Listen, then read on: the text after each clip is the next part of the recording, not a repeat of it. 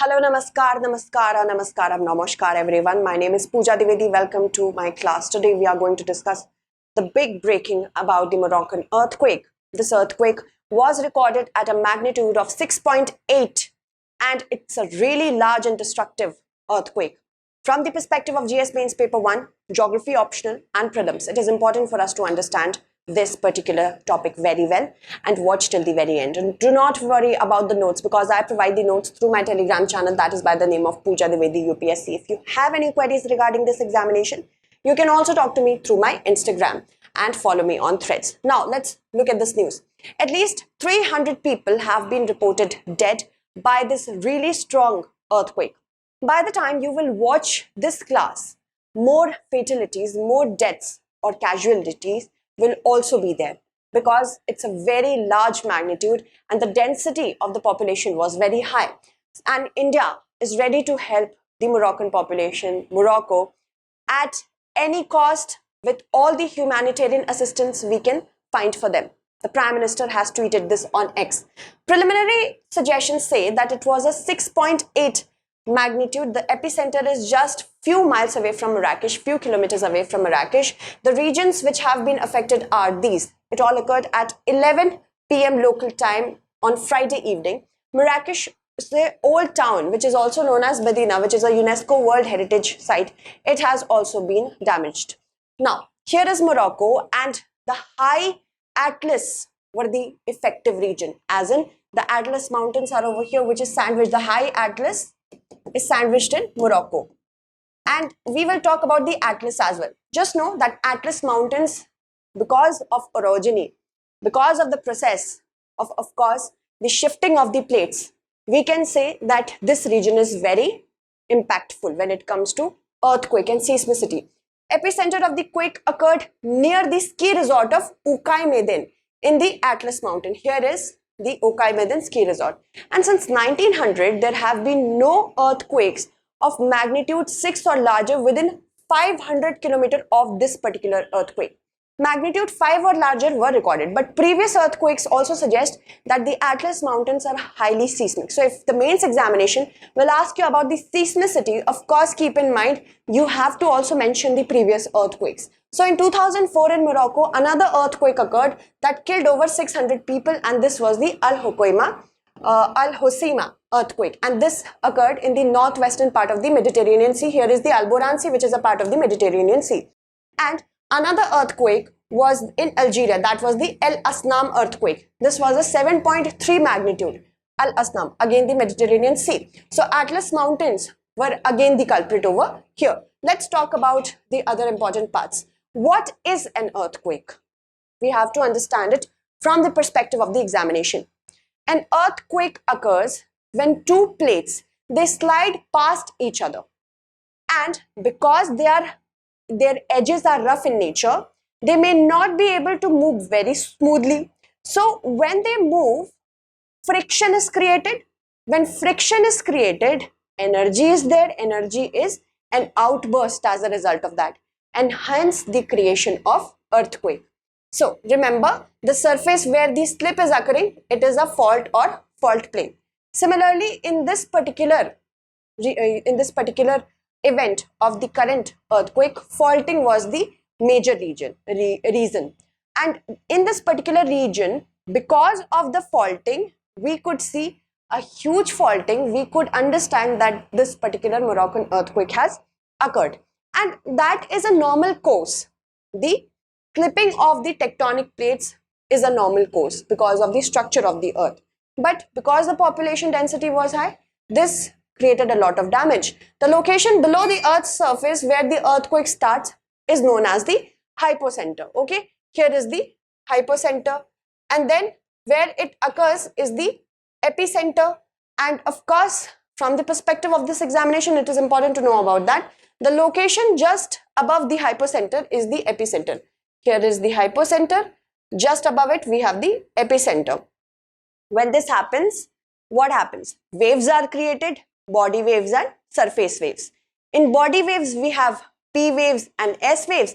In surface waves itself, we have the love waves and Rayleigh waves. We'll get into that as well.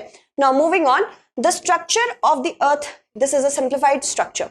Supposedly, we have crust. This is like a skin of the earth. The skin of the earth is divided into different plates, right? It is not one singular skin. It is divided into different plates. Because of the activities in the asthenosphere, specifically due to the origin of lava and in the mantle specifically, we can find that this creates a movement in these plates, and the world is divided into different plates, as you can see. So African plate, Arabian plate, Eurasian plate, these are the major areas where the activities of the plate occur, and when they slip past one another, an earthquake can occur. Alright, so I hope you understood this. Foreshocks can be the preliminary movement of the earth's tectonic plates, and these are little ones. These occur more often. The main earthquake is known as the main shock, and after that we have the aftershocks. And aftershocks, do you know, these shocks can occur for an elongated period of time because the plates need time to adjust. So I hope this is understood. Then we move to body waves. There are waves that are generated. Body waves are generated due to the release of energy at the focus. Alright, and it moves in all direction, which travels through the interior of the earth. There are two types of body waves, P waves or primary waves, which move like this, longitudinal and transverse in nature. Longitudinal in nature. Then we have transverse waves. This is the surface wave, and this creates troughs and crests. Okay, so P waves and S waves.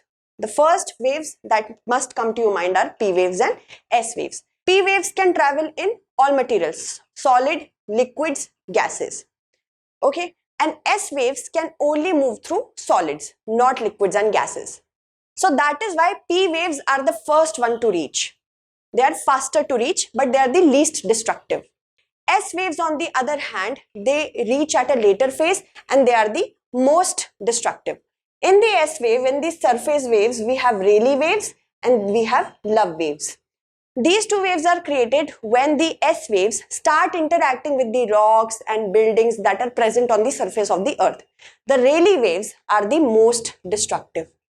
Alright, I hope you understood it. So when I talk about the seismograph, I will always tell you how it is recorded, because in order to understand about the recording of the earth, how do we know that how bigger the fault is?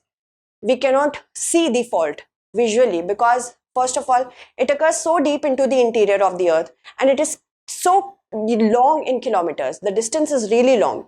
So we cannot know from the visual capacity how long it is or how short it is. The fault I am talking about, the breakage I am talking about. This is a tectonic plate, this is a tectonic plate. What is the fault between them? This is recorded through a seismograph. How does seismograph work? It is etched onto the ground. The seismograph starts working when the surface of the earth starts shaking. So when the surface of the earth starts shaking, the string here, it starts absorbing all the motion, but this will remain motionless. So whatever the difference there is between the motionless and the moving part is recorded by this ball in the form of lines. So the more zigzag the line is, the deeper will be the fault. The shorter the zigzag is like this, the less fault has occurred. So this is how we know it. This is how the scientists know it. So now let's talk about the Atlas Mountains. They are traversing in Morocco, Algeria and Tunisia. So Morocco has the high Atlas Mountains and it also has the Toubkal region. Toubkal, Jebel Toubkal, which is the highest point of the Atlas Mountains. It is in Morocco. Remember that because a preliminary question map based will be asked in your prelims paper, UPSC prelims. So now let's talk about the orogeny of the entire Atlas Mountains. See, African continent majorly was formed in the early Precambrian era, but the Atlas Mountains formed at a later stage. So the first phase included, and it happened about 80 million years ago. A series of continental collisions started to take place between the African plate and the Eurasian plate. When that happened, limestone and sandstone, it started forming up. The high Atlas Mountains, this will have higher peak, and the anti-Atlas Mountains, they will have lower peak. This is the formation. The second one was Earth's crust significantly started expanding. And when that happened, continents started moving away from each other, and this created sedimentary basins, and this included the Atlas mountain range through that process. The third stage was the last stage. It was a massive continental collision that occurred between the southern end of the Iberian Peninsula and the European plate. And recent studies have also suggested that the deep processes which are rooted in the Earth's mantle may have resulted to the uplift of the high and the middle Atlas. So it formed in stages. And because of the high tectonic movements in these regions, we can say that such seismic activities will keep on occurring in the future as well. Now, those of you who have not yet been enrolled in any of the courses for UPSC 2024, I invite you to be a part of the P2I batch that is going to start from 11th of September at 8 a.m. These will be morning live classes. That means the teacher will be present in the class. You will be able to interact with them through, of course, the visuals. And it is important for you to do it as soon as possible because we have to provide the study materials. Other than this, many coaching institutes put CSAT differently. They treat GS differently, as in batch wise. Then they will treat language papers differently. Essay and ethics are different. But in this particular batch, you will get all of these. Other than this, you will have prelims test series, mains test series, answer writing modules will be provided, as well as an interview program. A StudyIQ campus program is also there. That means you will be called to the StudyIQ campus if you are enrolled in these batches and you have qualified UPSC Prelims 2024. Alright, so be a part of these batches. It will be very beneficial for you. Also, to get a high discount, you can use the code PDLive. The courses which are at 70,000 will be available to you at 29,999 only. Now let's talk about the Alpine Himalayan belt. The Alpine Himalayan belt are highly seismic, just as you can see, because they are lying on the plates which are constantly in collision towards each other, away from each other, moving towards each other, moving away from each other. That is why we are seeing high seismicity here. And it has many important mountains such as the Caucasus Range, Hindu Kush, and even in Southeast Asia, specifically Indonesia, we see a lot of movement because of the Alpine Himalayan belt. Even Atlas mountains are a part of it. The Alps are a part of this. Caucasus and Mount Kailash, all these are a part of the Alpine Himalayan range. That is why we see high seismicity. Other than this, if you remember the earthquake of Turkey, this also occurred because of the issues with the seismicity in the Alpine Himalayan range. So I hope you understood this topic well. I hope you subscribe to the Telegram channel so that you can get access to the notes as well. Thank you so much.